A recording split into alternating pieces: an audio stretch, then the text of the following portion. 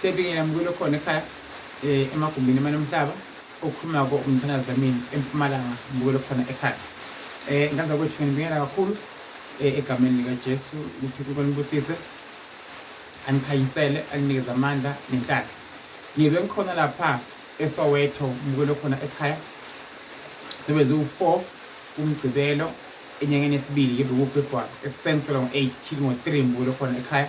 Mina Mr Shabangu ukuze ukwazi ukuthi uthole information mbulo khona ekhaya. Sebe khona iwasho sebe sihlola mbulo khona ekhaya. Sebe sihlola life nje sihlola 200 hlola mbulo khona ekhaya. Sikhona iwasho akhona amanzi khona impompo amanzi impompo khona impepho akhona amakhandlela khona imbizi makhuculula zonke iwasho wayicabanga mbulo khona ekhaya sebe zikhona aziphethe Umthandazi Dlamini. Nawadinga ukusizwa bekusentshezwa iyoba khona Umthandazi Dlamini lapha eSoweto Egoli mbulo khona ekhaya. Waphuthela futhi bekusho ukuthi uyangibona uzokwazi ukuthola isizo sizakale empini yakho obhekane nayo mbulo khona ekhaya. Ngiba khona kwakho noma khona kwami empilweni yakho uzoba khona umehluko mbulo khona ekhaya. Ngilinde lapha ke Soweto ngibe khona ngisebenza kakhulu ngikhulekela abantu. Sibe sihlola nje kakhulu sibheka inkinga zabantu sinikeza iwasho sibanika kubafanele ungabasiza empilweni yabo uluka into zabo uzabo zikhanye.